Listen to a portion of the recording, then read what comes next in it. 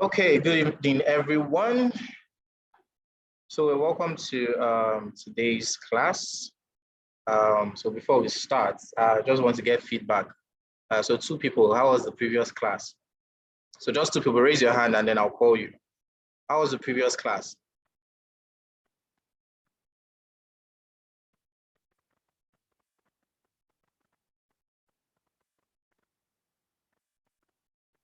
Hello, can you hear me? Okay, Emmanuel, go ahead. Yeah, go ahead, Emmanuel. Okay, the previous class was awesome. I got to learn something new, and I also had a hands-on. Like that was the weekend challenge that was given to us. Yeah, so how was the weekend class task actually? It Some was of us, good. some of us that submitted. It was good. Very. Okay. It pointed out everything that was taught. Okay, so Judah. Hello, good evening, everyone. Yes, good evening. Yeah. The last class, though I didn't join it as it was going on, but I watched the video again. It was very helpful to me. I actually learned a lot, and I've been trying to follow up this stuff with some tutorials on YouTube and all. But then I can see that class just it dumped all those ones. Like I was able to understand it very well through that. And then I came in for one question session like I think 2 days ago, and then I was able to get some things there, which was able to help me do the weekend tasks. Okay, thank you very much. Okay, so Emmanuel, last person. Well, I would say the assignment was quite interesting. You know how they will give you 1+1 as a classwork and even example, and then give you X plus Y plus 2Z and everything as assignment. That was exactly what it was very interesting, but I really appreciate the fact the mentors were always there to answer a lot of my questions. It wasn't that easy working on the background color for me. It wasn't that easy calling out some IDs and everything. But in the long run, I discovered it's just having to master the syntaxes and everything. Oh, okay. Okay. Thank you very much. Okay. So I hope today's class will be awesome at the same time. Okay. So let's look at what we have for today. So today I just want to do a brush through, okay, on variables and basic data types. Okay. So this is coming from the feedback I got, from some of the questions that was being asked. So we're just going to do a brush through on the variables and data types. Please unmute your mic, and if you want to ask a question, just signify by raising your hand. Okay, so let me ask this question. What is a variable? We talked about that the last class. What's a variable? So just one person raise your hand and then talk. What is a variable? Okay, yeah, Philip, go ahead. As for last class, according to last class, a variable is a container that holds data. Okay, good. That's okay. So it's a container that holds data. So in computer science, if we want to use the terms, they would actually say is a location in memory that holds what data. It's a location in what memory. So that's basically what a variable is. So let me confirm that you can see my screen. You can see my screen, right? Yes, sir. Yeah, so we looked at— Yes, we can see it. Yes. So we talked about the main function, yes, the last class. Okay, so we talked about how to declare a variable, talk about variable declaration and variable initialization. So let me just brush through on that. So how do you declare a variable? So you declare a variable using the keyword var. Let's go up, var or val. These are the keywords you use to declare a variable, okay? Now, it just talks about what kind of variable that is. Now, a var, which is the first one, var, means that you cannot modify that container. So it's just like you create a container to store water. When you declare it as a var, it means you cannot change the content of that container. Okay, but when you declare it as a val, which is a val, Okay, sorry, if you declare it as a val, rather, you can't modify it. You can't change the contents, you can't change the value. But when you declare it as a var, which is var, you can change the value. So that's the basic difference between var and val. So you declare a variable by using either of those keywords. So I can actually just say var. Now that means it's a variable that can be modified, means it's a mutable variable. So the next thing to declare a variable is to give your variable a name. So I can say var name, or let me use the word age, okay? Now this is just giving a variable and the name. Now there are two things. You can either explicitly talk about the type, or implicitly we'll talk about data types. So this is you saying, okay, fine, I have a container. So what can I store in my containers? What are the kinds of values that I can store in my container? So you can decide that I only want integer values to be stored in my variable. So this alone is a variable declaration. We have just created a variable called age, and we have said that this variable should only take integer numbers. Okay, that is just the declaration. We have not put in any value. Now, when you want to put in a value, then we are talking about variable initialization. So initialization is actually storing a value, and we do that with what we call the assignment operator. This is not equal to, okay? This is assignment operator. Equal to is when you have two of it. This is equality operator. We'll talk about some of these things, and I'll also drop a link to some resources that will help you out with that. But when it's just a single equality sign, it's called an assignment operator. So I can now say, so since we said that our variable should only store integer numbers, it means I can say 5, and this is going to be correct. So let's now, let's now print this. We looked at printing out values. So I'm just going to print age, and let's see what this gives us. So when I run this, okay, it gives us 5. Good. Now, but I have declared that this variable is 5. What if I do this? What if I now say, now for some of you who may not know this is actually a string, but we'll talk about that soon. Okay, now this, I just declared that my variable called age should only take integer numbers. And here, look at what I'm giving it. I'm giving it something else, something that is not an integer. So what happens when we run this code?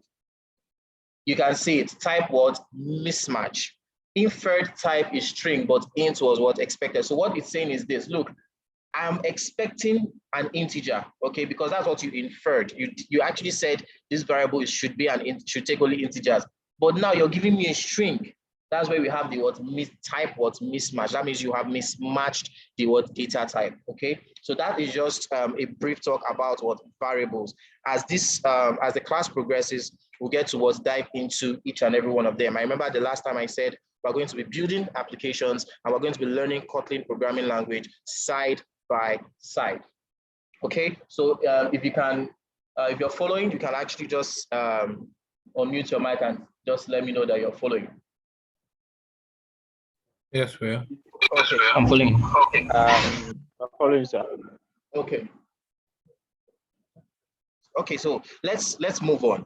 Let's move on. So I'll just switch to talking about data types, because this will also help. Now, the last class, we talked about Kotlin being a statically typed language, okay? Meaning that it is known during compile time.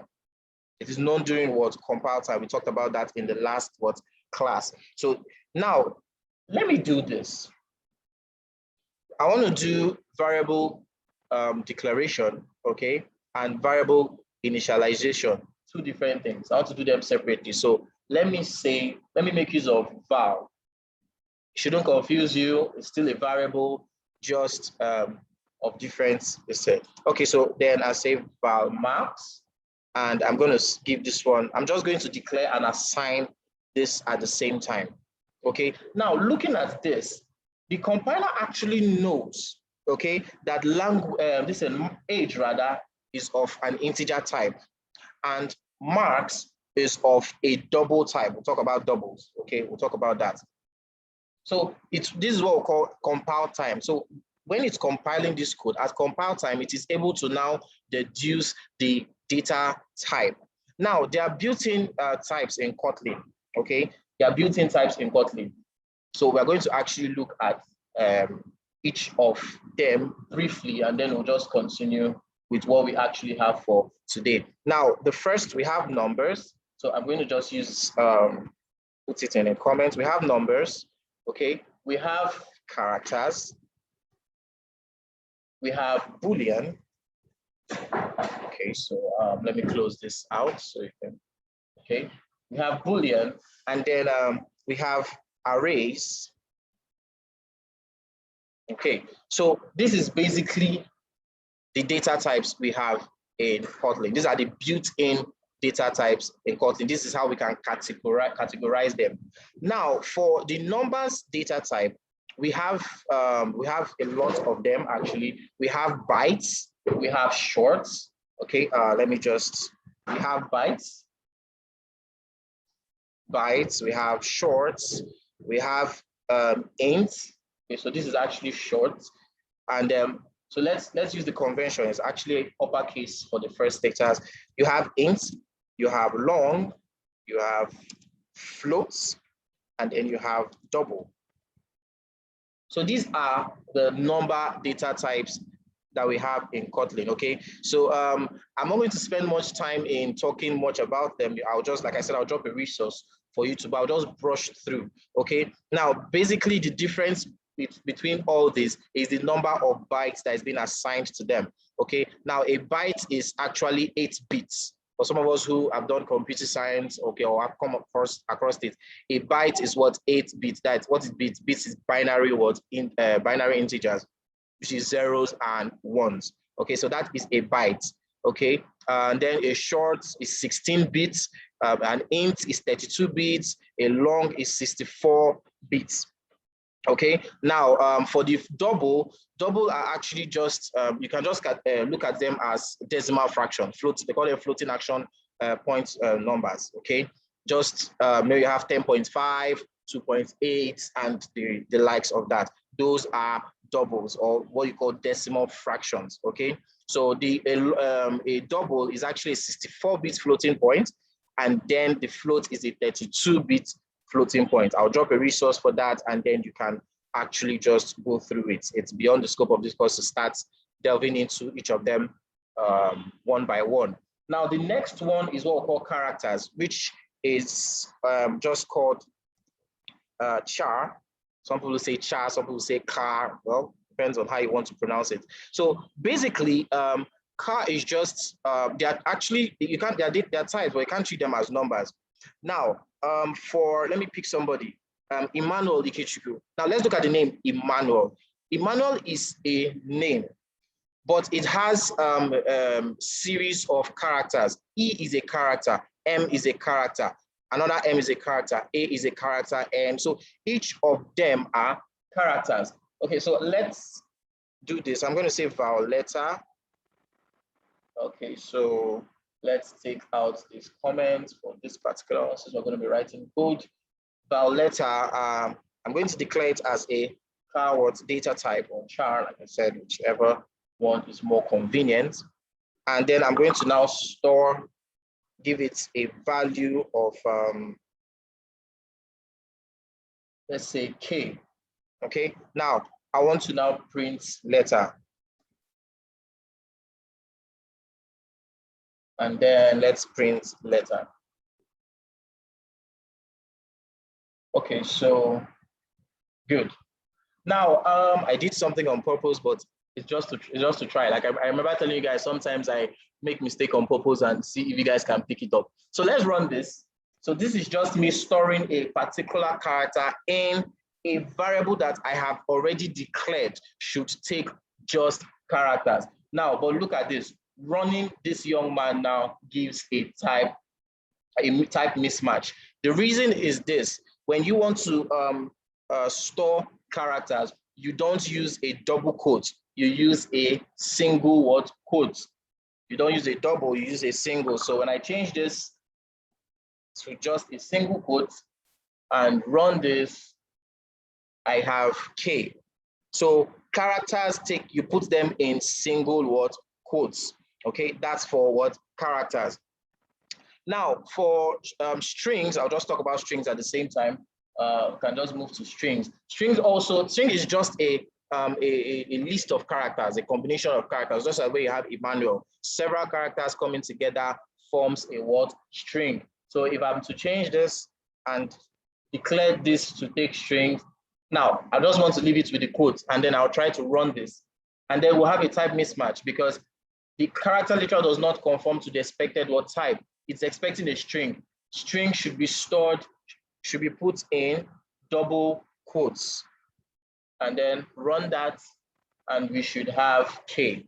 So that's basically just what you should know for now. Any questions so far, just raise your hand, and then if I continue.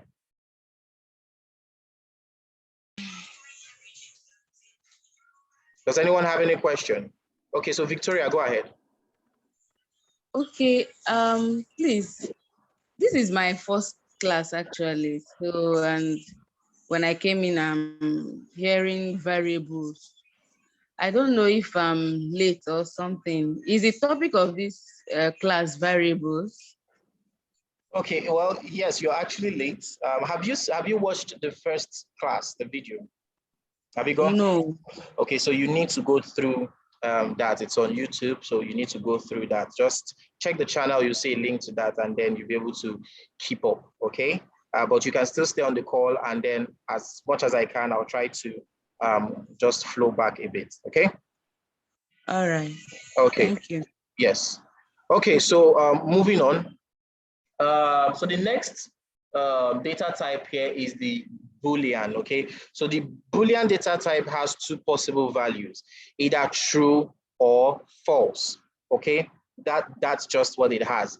It has either true or false, so not much to do about that, okay?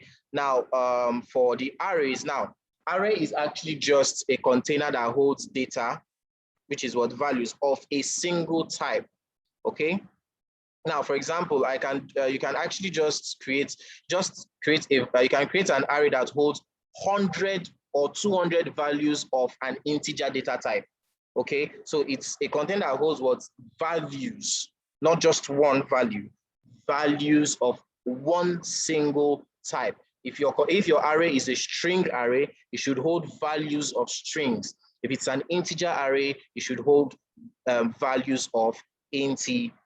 Okay, so that's me just brushing through data types. Like I said, I'm going to drop a link for us to actually just visit and then get to have more understanding. There's a lot of things we cannot just do in this course because we are bound by time.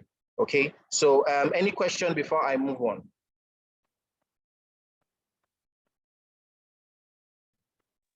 Good. Okay. Okay, so to the main thing that we have for today. Today we're actually going to be looking at classes and objects. Okay, we're going to be looking at classes and objects. And please follow through the class. And if you have any questions, please just raise your hand. Now, this is just to let you know that we're going to be coding today. Today we're going to be writing a Kotlin code. And then on Thursday, we're actually going to be applying what we have learned here in building an application. It's going to be a dice app for people who know what we call Ludo or Ludo, anyhow you want to pronounce it. Okay, we're going to be building an app, okay, that's like a game, but it is the knowledge that we're going to get now that we're going to use to apply to build that application. So try as much as possible to listen, and if you have questions, just raise your hand. Okay, so let's move ahead. So the idea for today is I want to write a code to roll random numbers. Okay, Fola, you have a question, go ahead. Okay, so my question is concerning Boolean. Okay. Right, it's in some languages, zeros represent false and 1 represent true. I want to know if it actually holds here in Kotlin. Yeah, it applies. Okay. Yeah, it's zeros and ones, it applies. Okay, Okay, so yeah. Okay, so we're actually going to be looking at how to the concept of rolling a random number. Okay, when you play your, okay, Judah, you have a question, go ahead. I want to ask, like, these data types, for example, now when we're doing that, the application, Yeah. there were some strange data types I was seeing. I can't remember their names now, that's my issue. Like for some design, they'll tell you their data types you must use, and then those data types are like, I don't know how to phrase it. For example, some view types. Okay. I was seeing some strange data types there that they were requiring you to infer before you, like, to put in before you could. Okay, I don't know. So Are they those, categorized? yes, okay, so that's an Android Studio. Okay, I think if I can remember vividly, probably when you want to get a reference to a view, you have to do text bar, whatever, then of type text view. Okay, so those are view types also, because you need to tell what type of view do you want to get its ID. Okay, so yes, it's not in that aspect, it's not a data type, it's a view type. Okay, so we'll get there and we'll get to really know much more. So, but this is the basic. Understanding the language helps you build the application. Okay, so that's the idea behind this. Okay, so moving on. So we want to actually look at the concept of random numbers. Okay, for some of us who play, you play Ludo, you play that. So when you have to throw a dice, okay, and then some of you get a 6, some of you get a 2, some of you get a 5. And I don't know if you have played the game. There's actually an application for to play Ludo. So how do they actually just how do you click on that dice and it gets to roll probably a 3 or roll probably a 6? So that's basically what we are going to be looking at today. How do we roll random numbers? Okay. For now, we're not going to be rolling the actual dice, okay? But we'll just write the function, the program that simulates that. And then on Thursday, we'll now build the application that will roll the dice, okay? So we're going to start with, we're going to start that now, and then let's move ahead. So, okay, so now there's a function. Okay, let me ask. Yes, should I ask? Yes, I want to ask. What is a function? Somebody tell me. Just unmute your mic and just tell me. What's a function?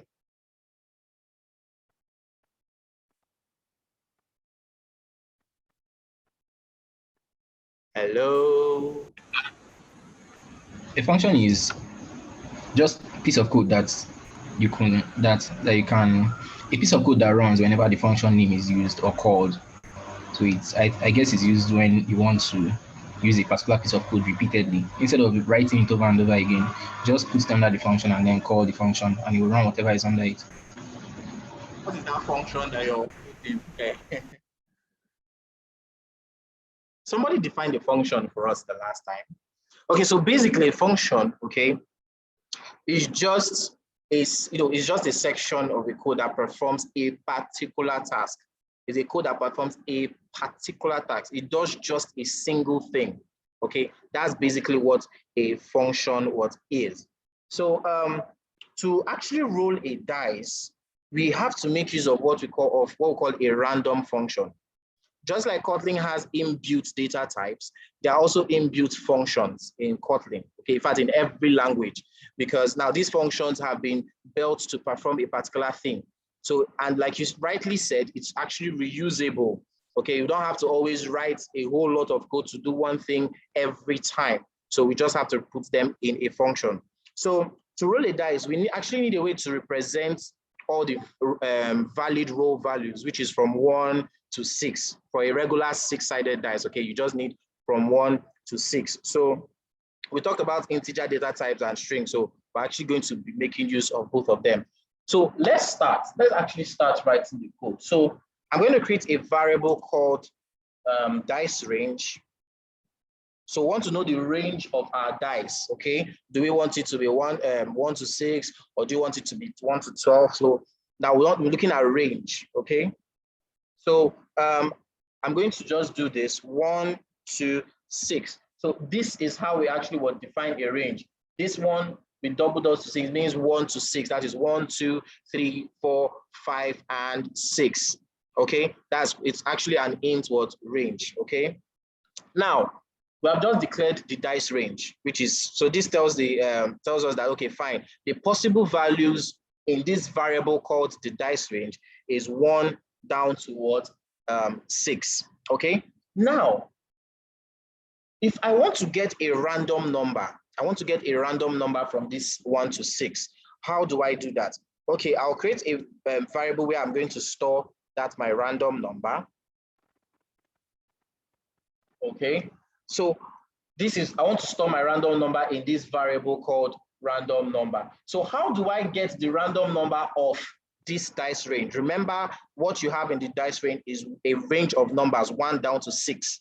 Okay, so how can I get a random number? Okay, it's very simple. All you just have to do, we call our variable, which is the dice range, and then we actually access a method called random. Okay, we access a method called what? Random. Okay, so this will now generate what? A random number. Okay, now we actually looked when you did your task, you know, the dot is actually an access operator. Okay, it actually sees, it shows you a lot of operations that can be done on a particular variable. Now the variable dice range here is actually a range of numbers. So when you use, you know, when you use the dots on the dice range, it shows you the possible operations that can be done on that dice range, of which random is actually one of the operations. We can actually get a random number from the dice range. Okay, so let's just print this and see what we have. So I'm going to say print line. Okay, so I kind of want to make it look beautiful. So I'm going to say random number is, okay, and then let's do a concatenation here. We actually looked at this the last time, okay, because I want to actually print it. So I told you, when you actually use this sign, it actually sees the next text as a variable and not just a plain text. Okay, so random number is, and then I'm calling the variable random number. Okay, so let's open this up. Okay, so let's run this and see what we have. So it gives us a random number of 5. And if I run this again, let's see, it gives us a random number of 4. And the more you do it, it keeps on generating random numbers, as you can see. Okay, so that is basically what that. Now, this range, one of the things you should know is, like I said, range can be between any integers. This is an integer range. You can do 3 to 46. You can do something like this must not be 1 to 6. You can decide to do 5 to 20. Okay, and then if I run this, we'll now get a range of numbers between 5 and 20. Okay, but you notice we did not explicitly define the type of variable this is, but the compiler is able to understand based on the value that you give to it. Just like I may not tell you that I have actually brought bread for you, but by putting it in your mouth, you can actually deduce that it is actually bread. That's basically what we just did here. So let's take it back to what it actually was before. Okay, so now that's basically that. Now let's talk about a class. I said we're actually going to talk about class and objects. So this was basically an introduction to why we're going to need to talk about a class. Okay, now I like to actually ask people this question. What is a class to you, generally speaking? Now, we're not talking about coding, but to you, what do you think a class is? So just someone should just say something. Just raise your hand or unmute your mic and just speak. What is a class to you? Okay, Philip, go ahead.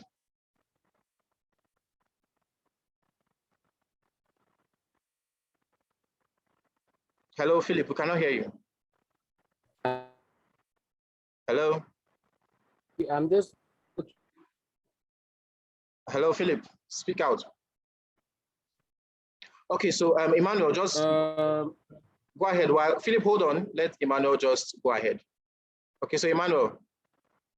Okay, it is a group of a particular set of things. a group of a particular, like a group of, for instance, a pen now, a group of pens, like a class of that particular kind of pens. Okay. Philip? Okay, can you hear me now? Yes, go ahead. Okay, so I'm going to say class is like a subject. And in that subject, you can do, there are different topics. Okay. That's still fine. Fola, go ahead.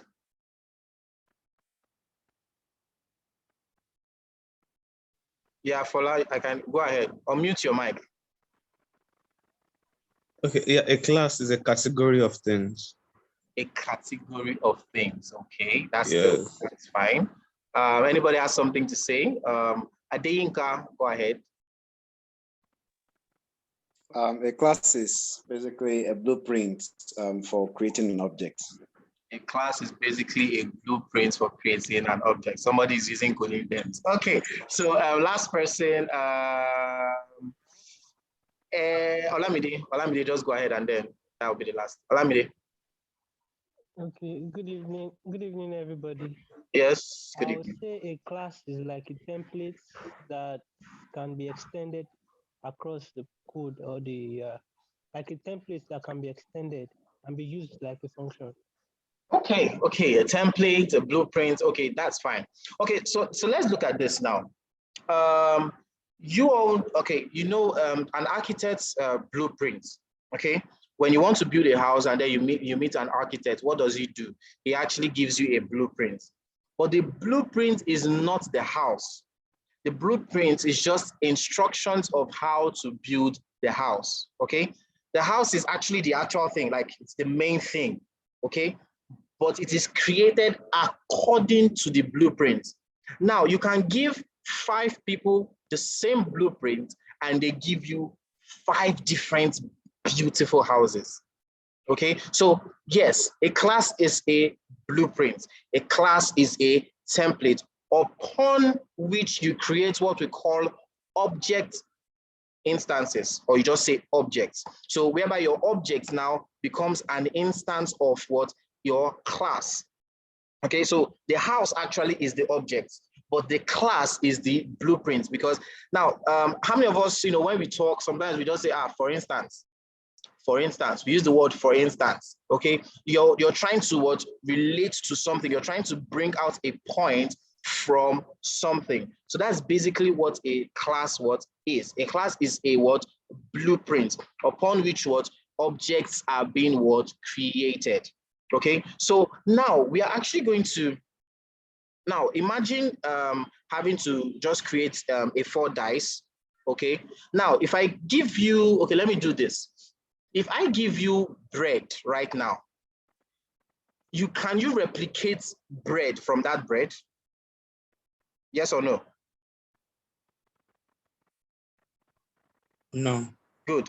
But if I give you the things to make that bread, you can replicate as much bread as possible. Okay, so that's basically what we're going to do here. We want to create a dice class.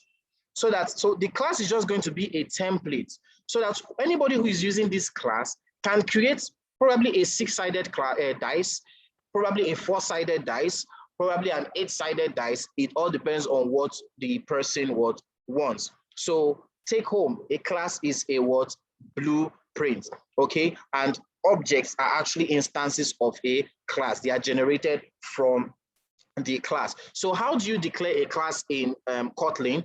Very simple. You just use the keyword class and then you add the class name. So we're going to create a class outside the main function. Okay, you don't create a class. Okay, we're not going to create it inside the main function. So I'm going to say class, and then I'm going to name it dice. This is basically how you just create a class, as simple as that. Okay, similar to when you use fun for creating a new function, you actually just use class and then you can name it anyhow. Not really anyhow, rather, you can give it whatever name, but it is always, we always use what? Camel case. Camel case meaning that the first letters, that first word of every, of your name starts with a capital letter. So for example, if I want to say dice creator, I won't do this because dice and creator are two different words. So camel case demands that I do this. The first letter of each word is in caps. That is what camel word case. Okay, so now we have created a dice. Now, one of the things about a class is that a class is going to have something generic to every object, something that if you want to create another thing out of it, if you want to create an object out of it, it must need. Now, every dice will need what we call a side. Every dice will need a side. It can decide to be 2 sides or 3 sides or 4 sides, but every class will need a side. So we're going to create one property of this class, which is size. So I'm going to say var size, and I'm going to give it a value of 6. So here we're declaring that our dice is going to have 6 sides. That's what we are declaring right now. So this is just a very simple stuff. Now, how do we now create an instance of the dice class? How do we create an instance? Guys, how do I build my house from these blueprints? Okay, now, so how do you create an instance? It's very simple, okay? Like you said, with the dice class, you actually have a blueprint. You have an idea of what a dice is. Okay, you have an idea. So we need to now create an object. And how do we do that? It's very simple. I come to the main function. Remember, the main function is, this is where your code actually runs. This is the first function that the compiler goes to. This is where it goes to the main function. So in the main function, I'm actually just going to create a variable. That's as easy as that. I'm going to create a variable, and I'm going to call it, guys, I'm creating my object now, and I want my object to be immutable. That is val. I'm going to say first dice, and I'm going to say equal. Now, I'm now going to assign it, and I'm going to call my dice class, okay? And then I'm going to add a parenthesis. This is basically how you create an object. This is just it. This is how you create an object. You create a val variable, which is going to be an object, and we'll initialize it as an instance of the dice class. Now, what actually does this initialization is the parenthesis after the dice, this young man here, okay? The parenthesis after the class name, okay, actually tells the compiler that, look, you want to create an object instance from the class. That's what this parenthesis does. If I take it out, I've not actually created any instance. But once I put it in, I tell the compiler, look, I want to create an instance of this class called dice. I hope I'm not moving too fast. We're on track. Okay, so now that we've actually created our objects, okay, which is first dice. Now, if anything that is made from a blueprint can access every property in that class, okay? So if like I said, when you have a blueprint to build a house, okay, and you take that blueprint, you have access to everything in that blueprint, every property in that blueprint, okay? So now, but the only property of our dice class is sides. Sides is the only property. So how can I now access that property? Well, we're going to make use of the dot notation, which we have always been using. So I'm going to do this. Okay, so let's comment out this code for now. See, we need it. So how can I access the property? So I'm going to do print line. I want to, sorry about that. Print line. And then I'm going to call the first dice, which is an object. Remember, we created the object from the class. And we say that every object should have access to the properties of a class. And we'll do that using the word dot notation. So with this dot notation, you can see that it now has access to the property sides. So I can just click on that. So with this, when I run this code, I should see 6. By running this code, I should see 6, yes, because 6 is the number of sites in this class. So let me see if I can just put it this way. Which of you works in a company? Just signify with your hand. Let me pick one person. Which of you works in a company, or you're working somewhere? Just signify. Okay, so Philip, let me go with you. Now, unmute your mic. Let's talk. Can you hear me? Yes, sir.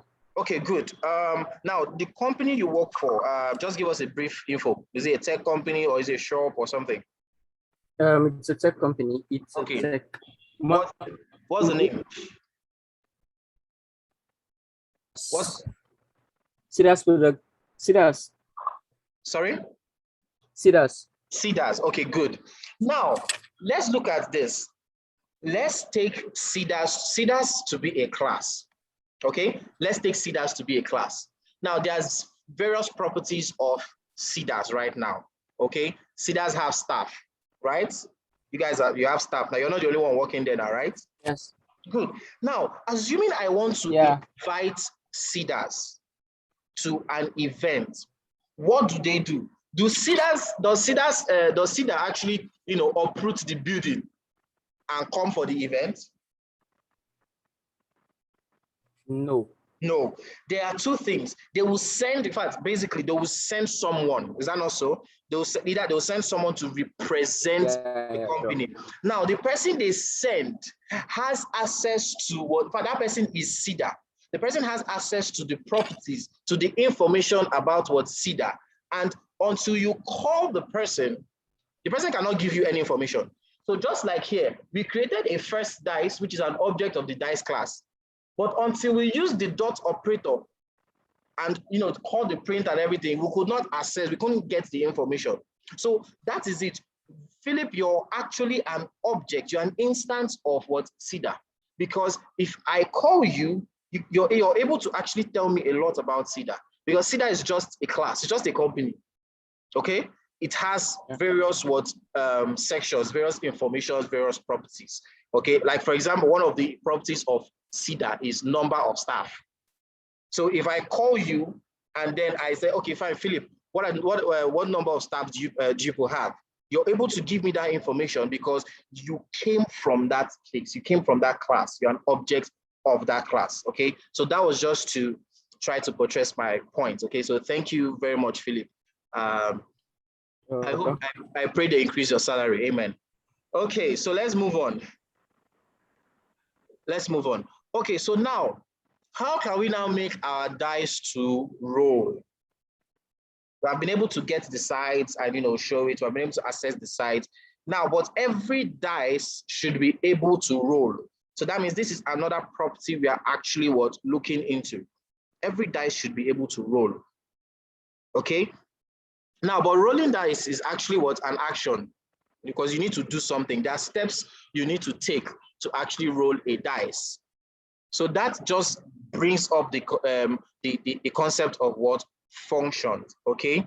That means we need to create a function that can roll a dice, because rolling a dice is an action. So we can implement it as a function, okay? So we have written the functions before, so let's just do this. So in the dice class, okay, I'm going to have to make a lot of room so that we can, okay, good. So in my dice class, I'm going to give it one more property, and the property is going to be a function that can roll. So our class now has a side as a property. So that means every dice can have a side, and every dice can roll, it can actually roll. So I've actually looked at functions, and I did a brief talk about that, okay? Now, moving on. So how can we now roll a dice? Okay, we have actually done something like that before, look, using the whole random function stuff. So we'll just apply that right here. So I'll basically just copy this code and then put it in a function. I can actually just take the whole of it. And then let's just put it here. Okay, so uncomment this. Okay, good. And then need to indent these guys. Okay. Okay, so now I just took out what we have and I put it in a function. Because if you look at, there are various steps to actually getting what you want. So you can actually just put it in a function. Okay, so this our function is actually going to print the random number. So I'm going to do this in two ways, but let's just leave it like this first. Okay, now, so this is, how can I now access this method? Still the same way we did what we did. I'll just call my object, hey, young man from the dice class, please, can I roll? And you should have access to the roll function. You can see it. And this is it. So functions, you call functions. That's basically what you do. You just call a function, just like your hands, okay? Your hand has a function, probably to eat or to slap somebody or whatever, but you need to call it. You need to call your hand. I don't know how everybody do. I don't know how you do your own, whether you actually do it, you know, consciously or unconsciously, but it performs a particular task. So functions are being called. So let's run this and see what we'll have, and then we can move on. So you can actually see the first, you know, everything that runs is from the main function. Okay. Now the first print statement we have is the number of sides, which we had actually declared here. And then the second one gives us this print statement because we called the function. Now notice this, I did not have to say print line. I did not have to do this.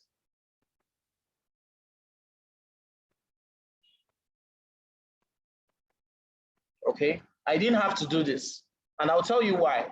I'll tell you why. So let me just comment out this young man, so we can only see one print. So when I run this now you can see the result here. It gives us the random number, and we're still seeing Kotlin.unit. That means it's printing out the object, which it should not do. Now, why is this so? In our function, we are already printing out the result in the function. So we do not need to come to the main function and print again. So it's like you want to print out a printed result. So if you want to use print line, I can decide to take this out, so you don't print it. And then all I'll now do is make my function to return a value. We'll look into functions that returns values much later. But that was just to buttress a particular point. So are we following? If there's questions, like I said, just raise your hands and then I'll stop and answer your question.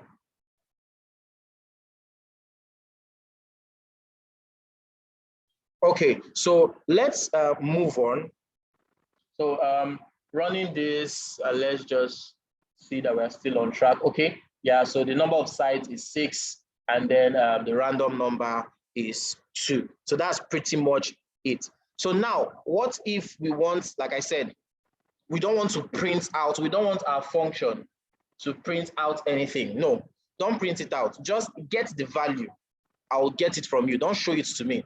I want to display it myself the way I want. What if we do? So this takes us to functions that actually return a value. Okay, functions that return a value. So everything is fine for now, but it doesn't return anything. So we want it to return something. Because the reason is this, let it return a value. Maybe I want to do something with that value. Maybe I want to say, when you give me a random value, I want to multiply it by 10. I want to multiply it by 8. But now I can't multiply anything. I can't even use it because you're just printing it. So we want to make our function to return something. So this is how we do it. So we'll change this function. So for some of us, okay, we'll be going through the video and then we can still get to. So I'm going to make this function to return a value, but the value should be an integer. So how do I do that? I'll just say my fun, a row function, and then I'll put my colon, and then I'll put the data type I want it to return, which is int. So what is this saying? We have created a row function that should return an integer. So this function, don't print anything, just return the value to me. whatever you get, just return it to me. I want to work with it. I want to do something with it. Don't print it out. Don't show the user, yes, because print line will just show it to the user. Don't show it to the user yet. I have something in store for that value. So that is where we actually would use this. Now, let me just run this and see if we're going to have any problem. Yes, so there's a problem. It says a return expression required in a function with what a block what body. So it's telling you, you can see here is actually what red under. It's telling you, look, you have told me that this function should return an integer, but I'm not seeing any return expression there. I'm not seeing any return what expression, because yes, I should return, you tell me to return integer, but I need to know that I should return. I need an expression there. So this is how we're going to do it. So I'm going to take out this print line since I don't want to print anything again. And then I'm now going to say return. And what do I want to return? I want to return the random number. The random number that I have gotten, that's what I want to return. So this is basically a function that what returns a value. So in our main function, so I can actually just okay, yeah, so this is basically that. Now first dice.roll, I want to leave it the way it was, and then when I run this, let's see what happens. If you notice in our main function, it actually printed the size, but first dice.roll, we're not seeing any outputs. Nothing is coming out.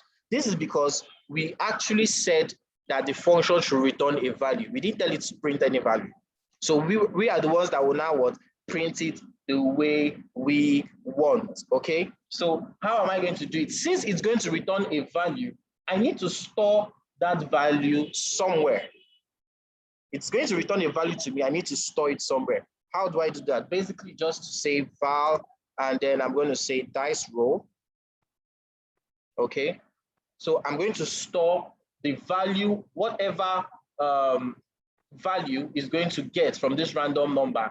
I want to store it in this variable called dice roll. So with that, I can now print print line. Let's use print line. Sorry, print line, and then I'll now call. I can say, okay, let's make it a text. Let's say your.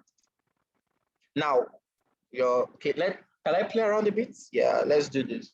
Your. Now I want to get the.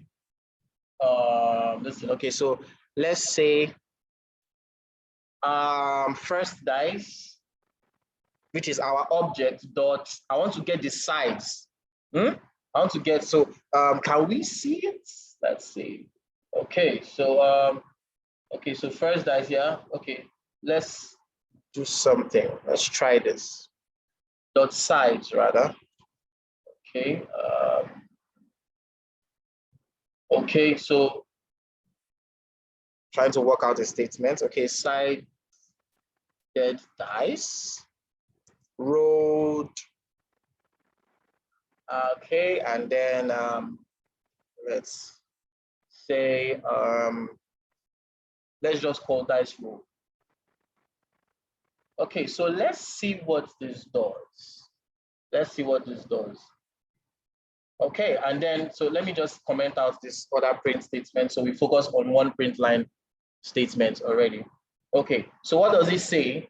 Your six-sided dice rolled 5. Okay, so I think I need to close this young man. Okay, good. And run this again. So your six-sided dice rolled 6. So remember I told you when you use this symbol, okay, it doesn't see whatever you type as a string anymore. It sees it as a variable, okay, or a method, depends on whatever you're calling. So the first dice is actually is our object, and with our object, we're able to get access to the property of this class, which is size. So it picked 6 because the size is 6.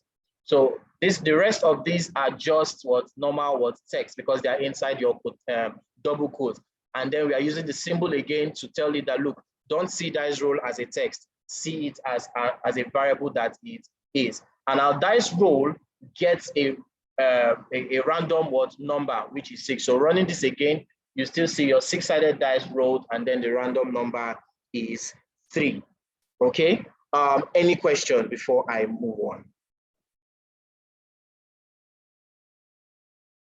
Do we have any question? No question for now. Okay, so let's move on. Okay, so let's do a bit of adjustments. Let's do a bit of adjustment. Now, assuming I want to not all dice can have 6 sides, okay? Dice can come in different shape, 4, 8, up to 120. Hope I'm not exaggerating. Okay, so what if in the main function, I can decide to update the sides? What if I don't want 6? Because now I'm creating an object, okay? But I don't want 6. I want my number of sides to be, something else. So I can now do this. First dice, okay, let's take out this. Okay. First dice dot sides, I want to access the sides property. And then now I don't want, if I just keep this like this, it's actually a 6, but now I want it to be, let's say a 12. Okay, let's say a 12 now. Okay, now if I run this, I should see your 12-sided dice rolled and then probably a random number. So let's see that. Yes, your 12-sided dice, because I just updated the variable. Remember, we used a var. That's why we can update it. That's why we can modify it. Okay, let's see. What if we change this to a val? Let's see. Will this actually? Yeah, so it tells you val cannot be what we assigned, because a val means that that variable is immutable. You cannot modify it. You can't change the value. Okay, so that's why we declare the property of the class as what? Var, to allow objects to be able to what? Modify it to best suit their needs. Okay, so I hope we are following with that. So another thing I can just do to make my code look a bit more shorter is this. Now, remember, we said that variables are actually location in memory. Whenever you create a variable, you've actually created a location in memory. You've created a space. Whether you put something there or you don't put something there, you've actually just created a space. So it's basically like probably you have a room, and then you step into the room and probably just draw a line and say this line is for something. Nobody should use it, okay? But you have not put anything there. That is already occupying space. And if you really keep that rule that nobody should use it, it means that this other place can be stuffy. The remaining part of the room can be stuffy. You can put stuff there, and at some point to get filled up, okay? But this place is still occupying space that cannot be used. So we try as much as possible to reduce the number of variables, because you are creating, you're consuming memory. So how can we do that? I can just decide to, because look at this, we created a variable called dice range, we gave it 1 to 6, and then we now created a random number and then called the random function on the dice range. We can just do this in one line. I can actually just take this off. Okay, I can just say, yeah, just take this off. Let me comment it out so it can still be there and you see it. I can just say val random number, and then I just do this. 1, 2, sides. Now, what is sides? Sides is 6. So this is me saying 1 to 6 dot what? Random. This is actually a shorter way, and trust me, you still get your answer. Okay, so this is just a shorter way to actually avoid creating so many variables that's going to consume space in memory. Okay, so that's just a little bit of what? Optimization. Now, the next thing we're going to look at is to customize our dice. Okay, so the idea of a class is to actually represent a thing. Okay, so like we actually said, it's just a blueprint. Okay, you can do whatever you want, okay, but it's based on that blueprint. So, but now we want to customize our dice, okay, so that because if you look at this, we actually just said this is the number of sides, but we want a situation whereby on creating an object of that class, you can decide the number of sides that you want. Okay, so I'm just going to update my class my dice class to have something like this. I'm going to say val like number of sides, and I want the number of sides to be of integer, and integer what? Data type. So with this, I don't need this young man anymore. I can take it off. I don't need it anymore. So what am I saying? As with this that I've done, I've actually just made it possible that when you're creating an object, you can just determine the number of sides you would want. This is we actually passing a parameter into dice what class. This is like a requirement, or this is some, it's a function, we call it what? Arguments. Okay, so it's just similar to having to accepting arguments in a function. Okay, so now inside this our class, like I said, we just have this number of sides to help creating an object. So we don't have to specifically. So imagine if your architect, okay, in creating a blueprint, he now tells you, puts a particular color in your blueprint, says, okay, fine, this place should be blue. That's not cool, because what if you want it to be yellow? What if you want it to be black? So we try as much as possible, when you create class, you create it in such a way, you create the properties in such a way that whoever is going to create an object can customize it and use those properties the way he or she wants to make use of it. So that is that's basically just a bit more customization. Now, based on the changes we have made, let me take out some of all these comments. Code is looking a bit. Okay, let's just take out some of all these things and okay. Okay, good. Now, based on this now, I want to, you look at the changes, you have seen the changes I've done. Let's run the code and see what happens. Okay, so you can see, when running the code, it tells you, look, no value passed for parameter num size. That means you have not given any value for this young man, because you actually said that a class should have number of sides. You did not say the number of sides, but you said a class should have it as part of its property. But now we just created an object and we did not give it the number of sides. That is why we have this error. Okay, so we're going to fix that. So here I can just, since now our number of sides takes what? An integer data type. So we'll have to put an integer. So I can just put past 6 here. Okay, I can just pass the 6, and then that is that. So I'm going to take this out. I don't want to have to update again. I don't see a need for that. Okay.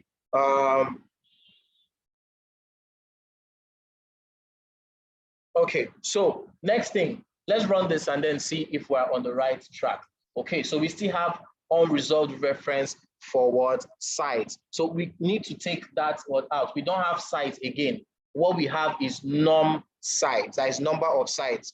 So it's either I change this to num sites or I change this to sites. It depends on what we want. Okay, so let's use sites. Let's use sites. Let's just still, okay, sites, good. Okay, so okay, let's run this. Okay, so it still gives us our result. Your 6-sided dice rolled 6, and then we'll run this again. Let's say we can roll another thing here. Your 6-sided dice rolled 1. So in creating our objects, we actually passed in the number of sides that our dice should hold.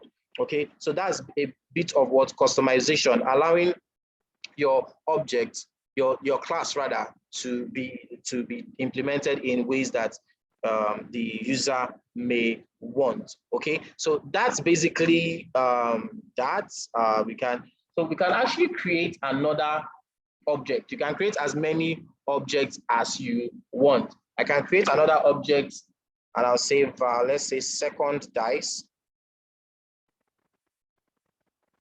and I want to create the object and say dice, and then I need to pass in the sides. Okay, let's make it a 12. So what do I want to do with this 12? Okay, let's say I don't want to roll.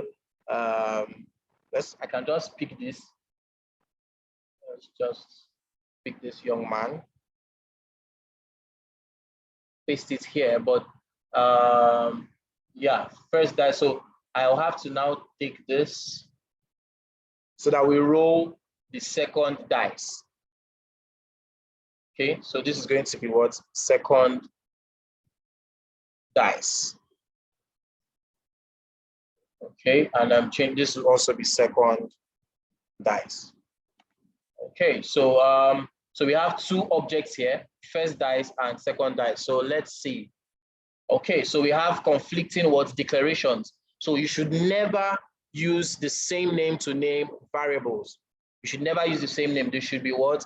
Different. So if you notice, this has to now change. Okay, so I can just change. Let's add an S. That kind of makes it a bit more different. But you should always name things to make sense. Okay, so your 6-sided dice roll a 5. Your 12-sided dice roll a 5. And then when we test this out again, your 6-sided dice roll a 1. It seems like they are actually just doing the same thing. Okay, that's because we have not changed this particular method here. It should be variable rather, should be dice rolls. Okay, so that should give us different values. Okay, 2, 2, and let's see, 4, 5. Yes, that's good. So that's that shows you can actually create as much objects as you want. Okay. So this is a very short class. We're actually rounding up. So far, if you have any questions, just let me see your hand if you have a question. And if there are no questions, someone should say there's no question. No questions. Okay, Emmanuel has a question. Emmanuel, go ahead. Yeah, I don't want to be too forward, but this is my first time. And then I've seen all you've written here, quite interesting. I get to wonder how these get to be represented on the app, when you see the die roll physically and then you see the number on it and stuff like that. So I'm just thinking. You're curious. You're thinking about how that's going to work. Well, you get to see that on Thursday. So don't miss the Thursday class. On Thursday, we're actually building the application to apply the knowledge of what we have just learned now. But I'm actually going to give you guys a task this night, so watch out for it. Okay. Okay. So so the last thing we're going to basically be doing is basically what I call adopting good coding practices. Okay. So it's one thing to write your code. It's another thing to write a good code. Okay. Yeah. So we're just going to be doing just a little modifications to what we have written. Okay, so when writing your code, you need to make sure your code is, your code is what? You need to write concise code, better codes. So if you look at this, how can we actually make this our code much more concise to avoid repetitions of some certain things? Okay, so if you look at the roll function, okay, we created a variable called random number. And then we stored the number, a random number from the number of sides into it. And then we now returned the random number. This is fine, it works, but we can actually just return the random number directly without actually having to create a variable. You can just return it directly. How do we do that? I'll just take this off. Let me just take this off. Oh, okay, let's comment it for now. And then I can just say, return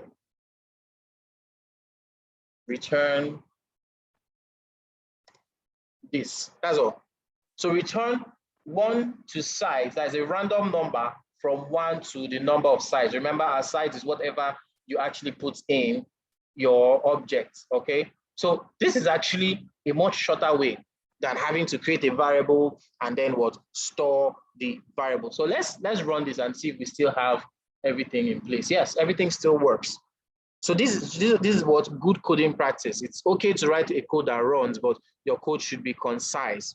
It should be better. Okay. Now another thing is this dice rolls. We had to create. We created a variable for and stored our dice, like the first dice dot roll. Okay. We stored it in dice roll.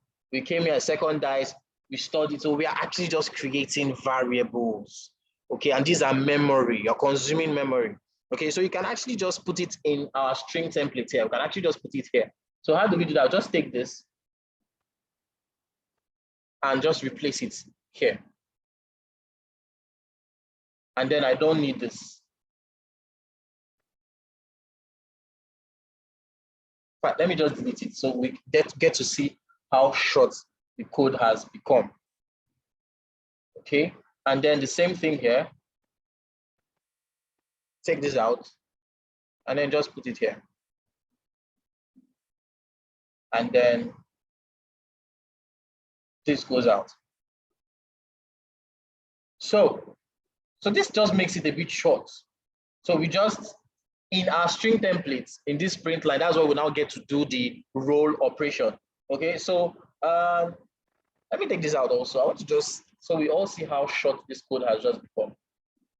Okay, so let's run this and see if everything is fine. Everything is still fine.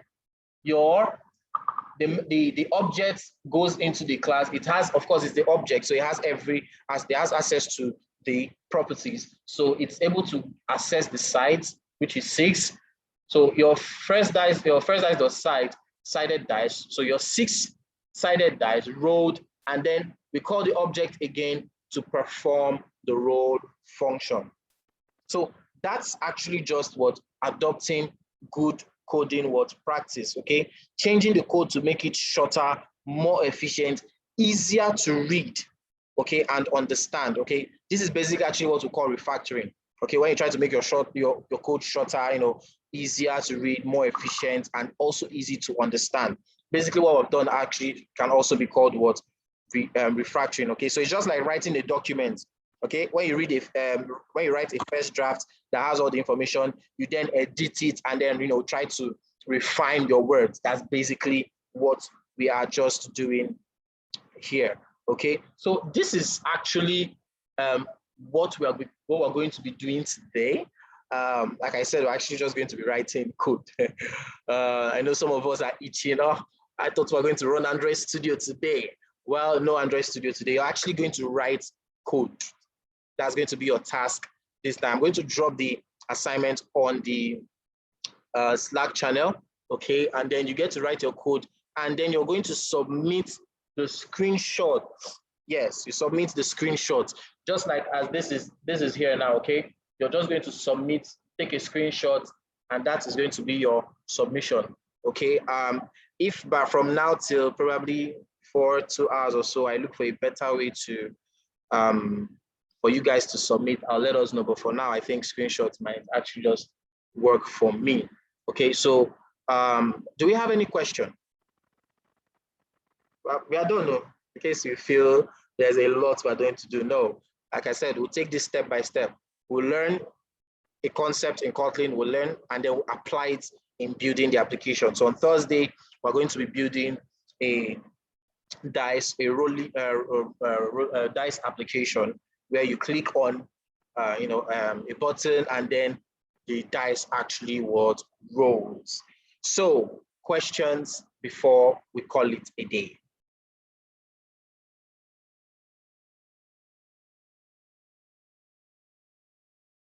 Do we have any questions? No questions, actually. Okay, so Emmanuel says no questions. So it's no questions for everybody. Okay, that's good. Okay, so we will be rounding up the class, but before I do that, my boss is on this call. It's always an honor to have him, and I try as much as possible to always talk about him when I have the chance. Engineer Niebet Udo is actually something else. So, Mr. Engineer Niebet Udo, can you just give us a few words, sir? Good evening, everybody. I hope you are enjoying the class. I've noticed that the number of people for Kotlin is very small. So I hope that doesn't mean it's too difficult, right? Compared to Java, at least, I think Kotlin is much easier. Imagine if you had to do Java. But I hope the number will increase because there's a large demand for people who know how to write mobile apps. I know a lot of people are talking about Flutter. Flutter is okay, right? But I think once you master this, it will be easier for you to get into Flutter rather than the other way around. So I hope you guys enjoyed your class, and I hope you keep pushing your coding skills forward. You need to keep practicing. All right, that's all from me. Okay, thank you very much.